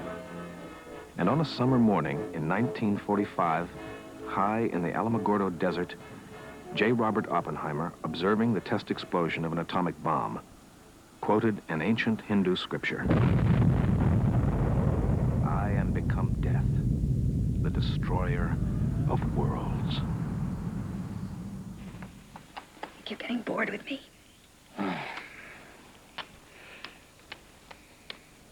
What's the matter? Earth didn't move tonight?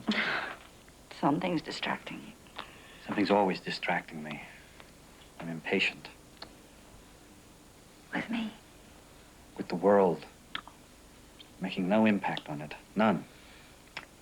So what's your rush? You're young. Yeah? Well, I refuse to wait. especially since now I know how I'm going to do it. It came to me while I was writing one of those doctoral theses for one of your husband's students. You know, it's funny. All this creative plagiarism I've been doing, it's got me genuinely interested in science. They say crime doesn't pay. Oh, even more than pay in my case. Because I'm also aware of the limitations of science. Yeah. But how does that translate into dollars?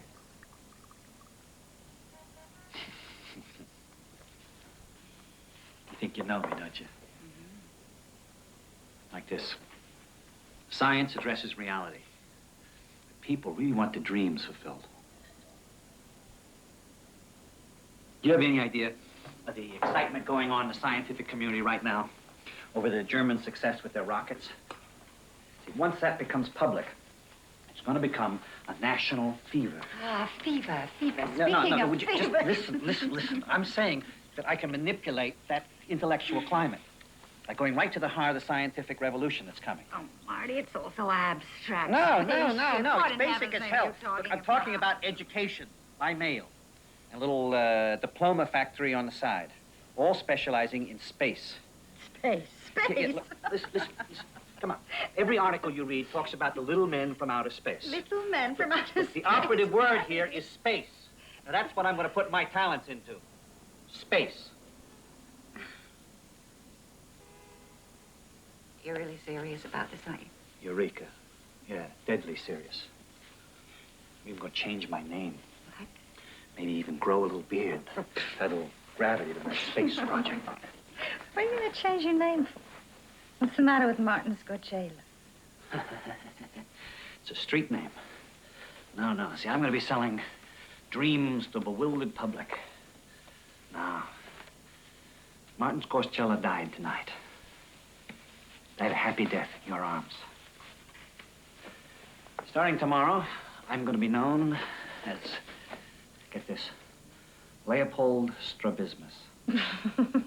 Leopold what? Strabismus. Oh, you're insane. Where'd you get that from? Leopold from Stokowski, because he makes beautiful music.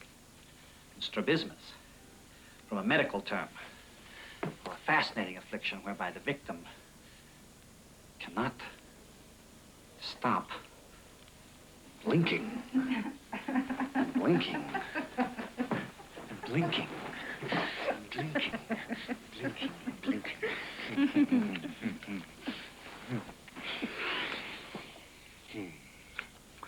Yep, I'm gonna go to Los Angeles. You leave me? See, I'm told that out there under those orange trees, they have an unlimited supply of wackos. My new sheep.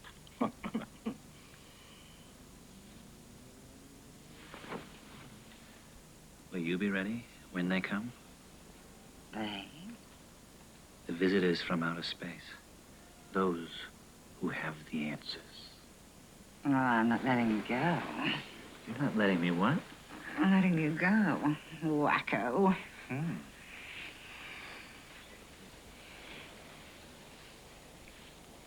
Just a minute.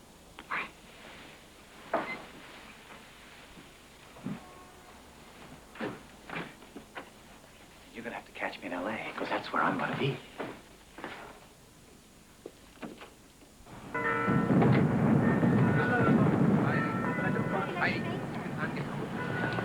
Put the bags into the car.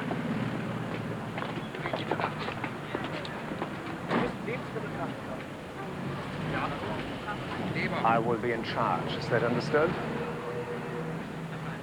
By the two of you? Good. Let's go.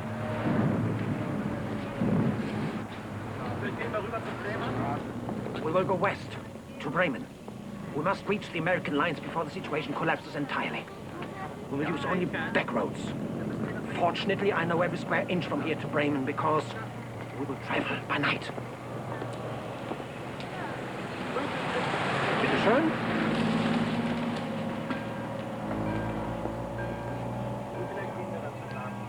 Please. My worksheets. I have them.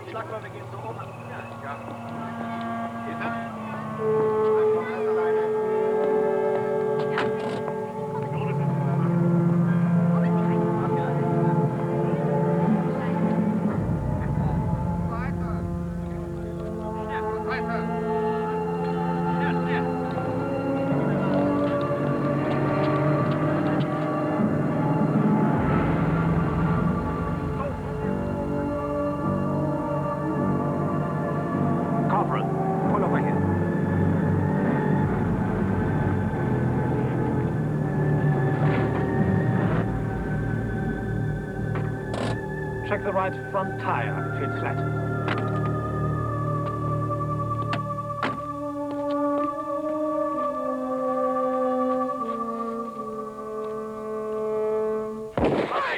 Oh, no.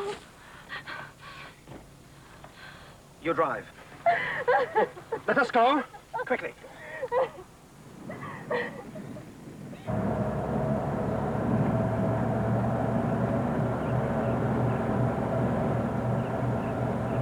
There should not be any SS in this sector, only home guards.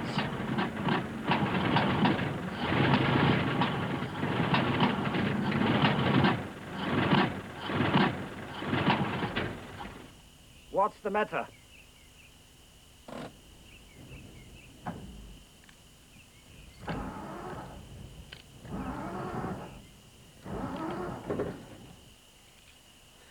I'll see. Das fehlt uns gerade noch.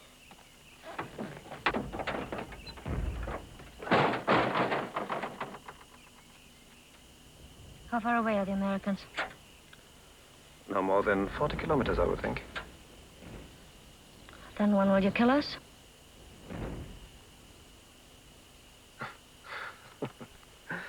If I'd wanted to kill you, you would not have left Wittenberg alive. He has nothing without us. And as I interpret them, those worksheets are meaningless. And you need me, Kolf. I'm a German officer, and I have your precious papers. After all, who would believe that a simple mechanic would be in possession of such treasured secrets? Well, there's nothing to be done here. Nothing? What do you mean, nothing? You, a rocket engineer, cannot find a problem in a simple automobile. Oh, it's quite a common problem these days. We're out of petrol.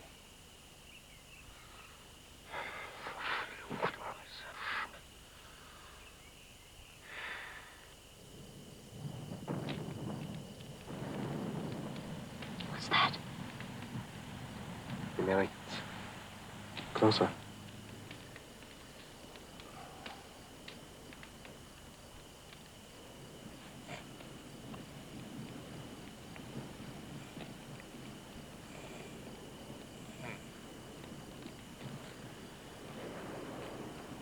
Listen.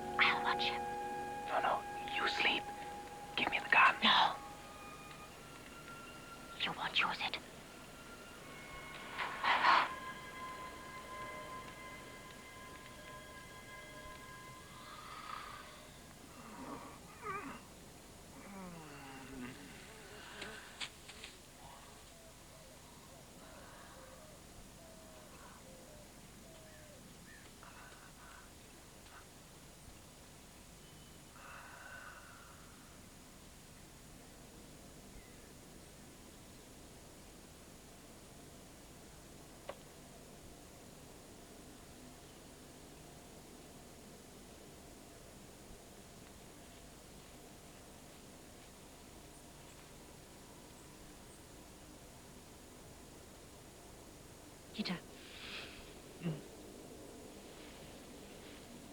Why would you do this? After I spared his life. because you planned to shoot us once we'd served your purpose. And gone back on my word. Never. Please do not kill me, Carl. We never planned to. Now get onto your feet. Come on. And lead us to the Americans. Yeah, it's better. Now, we travel in daylight. My uniform will help us through any German troops we may meet. Put down my pistol or I'll shoot your man.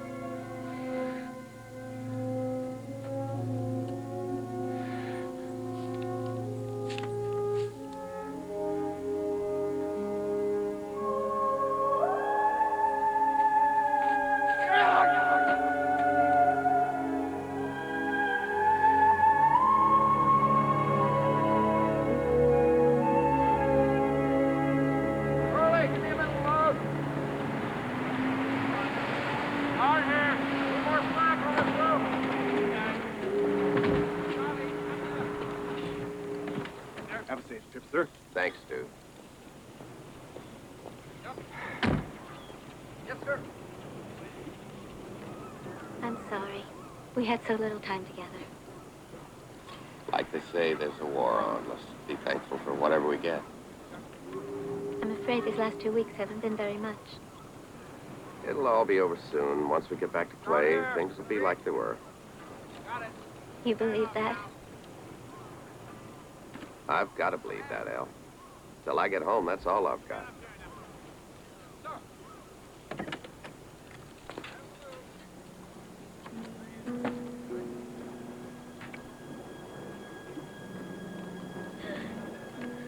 I love you, Norman.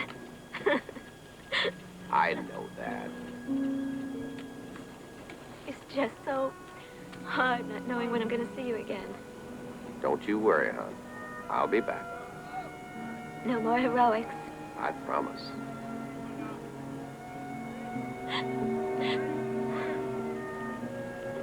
Kiss Marcia goodbye for me.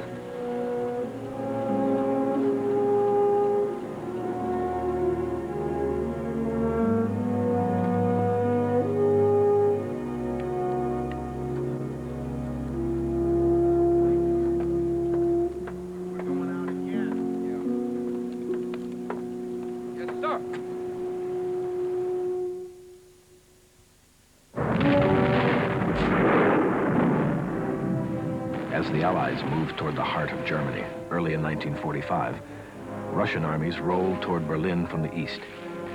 For the final assault in April, the Russians assembled more than 4 million men, as Omar Bradley's American armies raced eastward to meet them.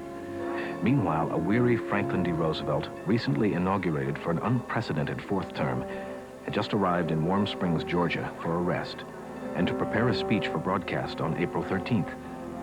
A speech that would never be delivered.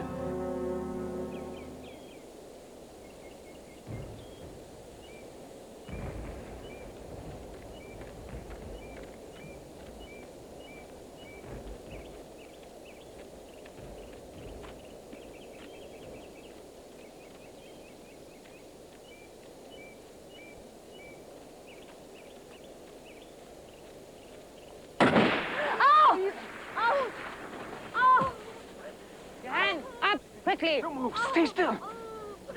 Oh. Don't shoot! Stop! Why are you shooting at us? We called out for you to stop. We had no one calling. Oh, my God.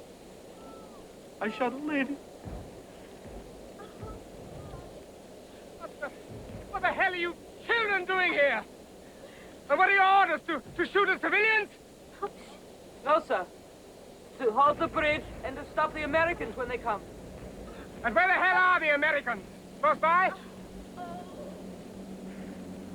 In the next village. We expect them soon. The Americans! They're there! Quick, quick, quick! No, no, stop! No more shooting! The war is over! The war is over. For us all.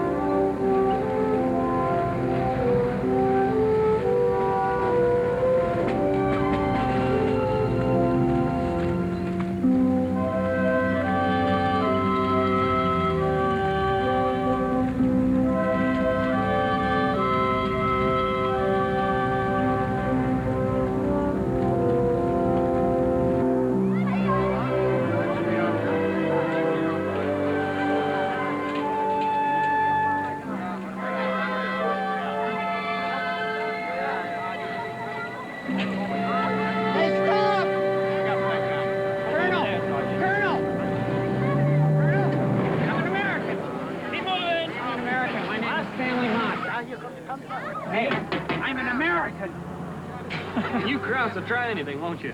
Hey, ask him what's the capital of South Dakota, sir. Here is the capital of South Dakota, all right? Is that right? How the hell should I know? I ain't never been to South Dakota. Here is the capital of South Dakota. The ring-necked pheasant is the state bird of South Dakota. The coyote state is the nickname of South Dakota. Now listen to me. I'm trying to tell you something, please. I think he's an American, Sergeant. You bet I'm an American.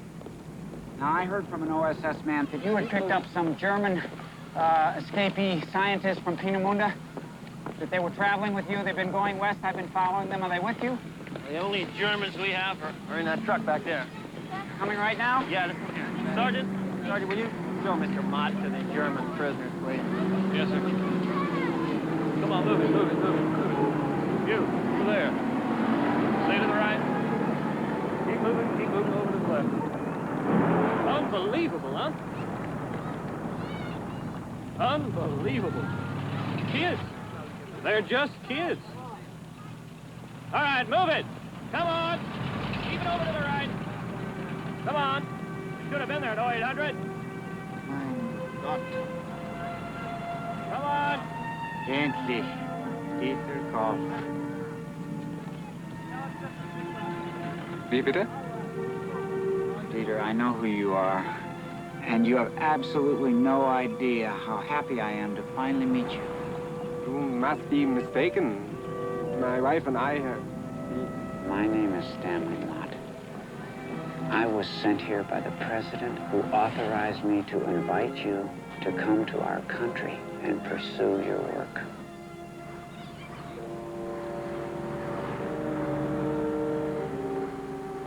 In that case, I have... Dieter, du musst... Ist gut, Liebling. Ist gut. I have something that might be useful to you. This is all written down on paper?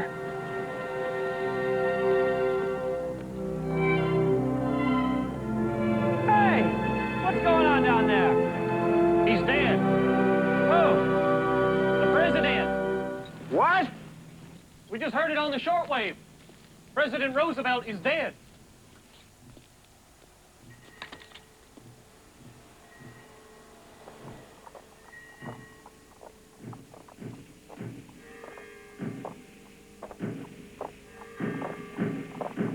The drums are wrapped in black crepe and are muffled, as you can hear.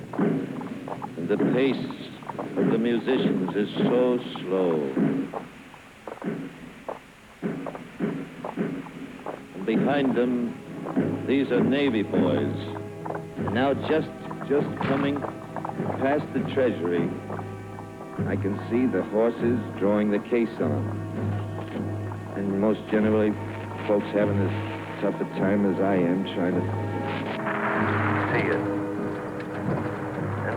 us, behind us, is the car bearing the man on whose shoulders now falls the terrific burdens and responsibilities that were handled so well by the man to whose body we're paying our last respects now.